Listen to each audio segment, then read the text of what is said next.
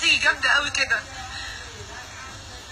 وما فكرتوش خالص ان بقالي 27 سنه بحافظ عليها، وعندي احفاد بحافظ عليهم، وان دي الرحله الوحيده اللي انا ما رضيتش فيها اتصور لما يوم ولا ظهرت فيها ولا لان كنت واخده قرار اني ما اظهرش كده تاني.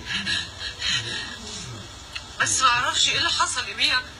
كل اللي حصل الفريندز كلموني وقالوا لي لما تروحي ارجوكي عايزينك لايف لانك انت وحشتينا بجد قوي. وانا زي الهبله اول مره في حياتي استعمل لايف، بس مش هقول زي الهبله، لا انا مش هبله، لا انا مش هبله، انا ست ذكيه ومحترمه، و انا بس طيبه.